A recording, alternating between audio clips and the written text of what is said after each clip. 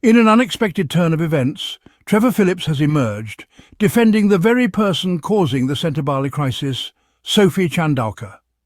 Indeed, it's a bewildering revelation, one that sends ripples of shock across the landscape of this unfolding saga. Trevor Phillips, a figure previously in the shadows, has decided to step into the limelight, but not as a voice of reason or a beacon of accountability. No, he has chosen to stand in defence of Sophie Chandauka, the very architect of the Centre Bali crisis. The Centre Bali charity, once a beacon of hope for countless children, has been plunged into turmoil under Chandauka's leadership. Mismanagement, lack of transparency, and a clear failure to uphold the charity's mission have become the hallmarks of her tenure. Yet, in the face of such glaring incompetence, Phillips has decided to praise her. And not just praise, but a commendation that attempts to sweep her failures under the rug, highlighting her family's donor history as if it absolves her of all wrongdoings. But let us not forget that Centre Bali wasn't always in such a dire state. This crisis began to unfold only when Chandauka's leadership started to unravel. The charity was thriving, its mission was clear, and its impact was palpable. Yet, under Chandauka, it has become a shadow of its former glory. Even those who once supported her have begun to question her actions, her decisions, and her ability to lead. Yet, Phillips chooses to ignore these facts. Instead of holding Chandauka accountable for her failures, he has decided to cast Prince Harry as the problem. Prince Harry, who along with Prince Seiso, laid the foundation for Centre Bali's success. Prince Harry, who has dedicated numerous years to championing the charity's mission and supporting the children it serves. Despite the clear evidence of Chandauka's mismanagement, Phillips chooses to praise her, casting Prince Harry as the problem.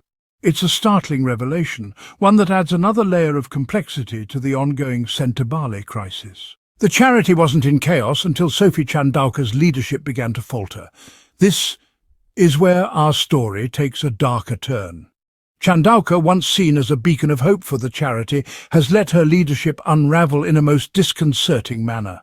Her leadership style, or lack thereof, has played a significant role in the current crisis. The issues we see today didn't just appear from thin air. They are a direct result of her actions, or more accurately, her inactions. Transparency and trust, two fundamental pillars of any successful organization, were noticeably absent under her leadership. Decisions were made behind closed doors, questions were left unanswered, and promises were broken. This lack of clear, open communication has led to confusion, mistrust, and ultimately, the crisis we now face.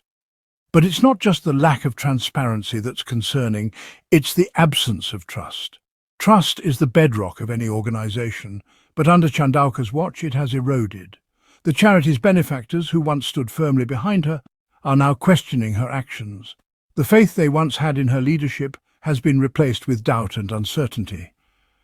Furthermore, Chandauka's leadership has been marked by a distinct lack of accountability. Mistakes have been made, yet no responsibility has been taken. Instead of addressing the issues head-on, she's chosen to deflect and evade, further damaging the charity's reputation and credibility. In the end, it's not just about the mismanagement or the lack of transparency. It's about the complete disregard for the principles that define good leadership. Chandauka's leadership, or the lack of it, has not only led to the unravelling of the charity, but also the erosion of trust and confidence in its mission. No amount of donor history can cover up the mess under Chandauka's watch.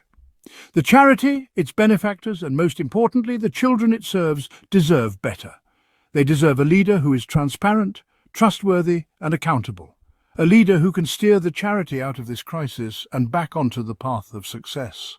What's truly absurd is Phillips attempting to position Chandauka as the victim here. Yes, that's right, Trevor Phillips is trying to paint Sophie Chandauka as the unfortunate target of unjust criticism.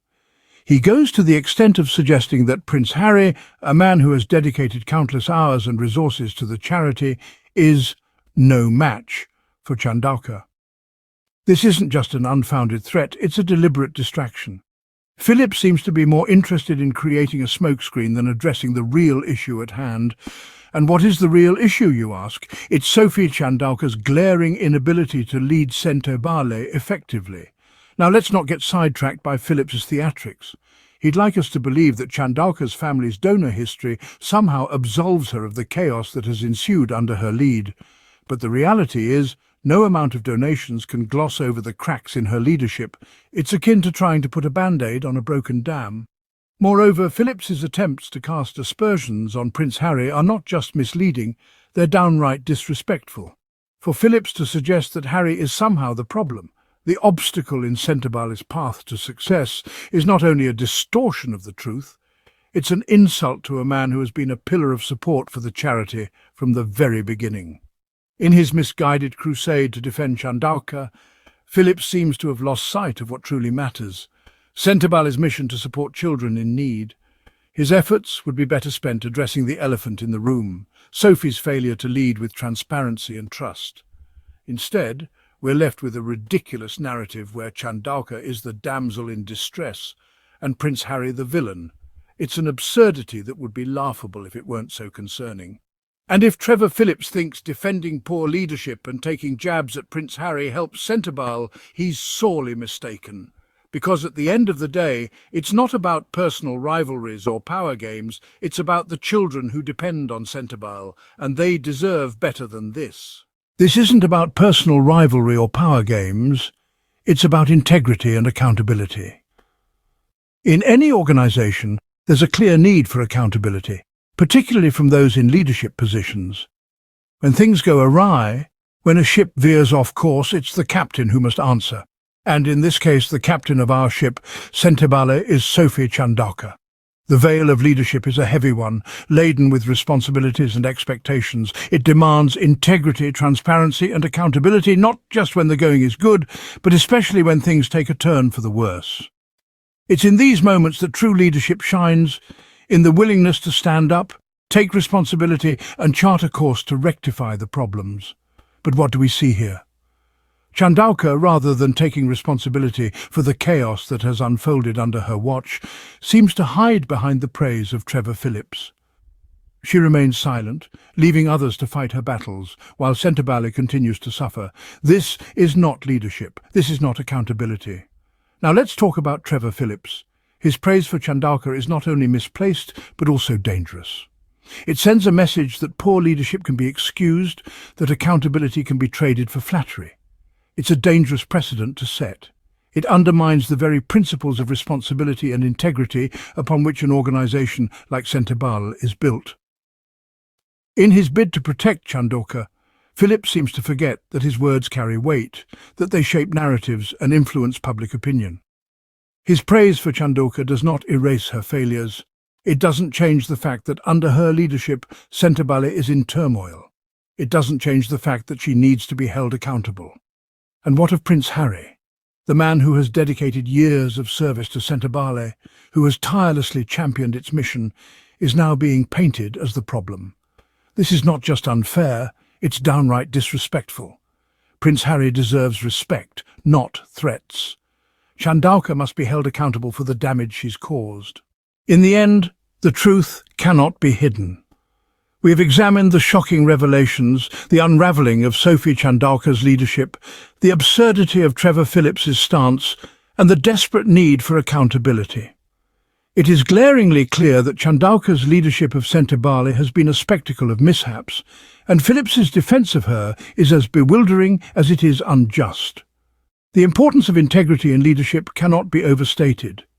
It is this integrity that has been evidently lacking in Chandauka's tenure, causing a once thriving charity to plummet into chaos. On the other hand, Prince Harry, the man whose dedication and tireless work has been the cornerstone of Centibale's success, is unjustly maligned. The Centibale crisis is a stark reminder that accountability is not optional but essential. It is a call to action for us all to demand better from those in positions of power. Thank you for watching. Don't forget to subscribe, like and share this video to spread the truth about the Centibale crisis.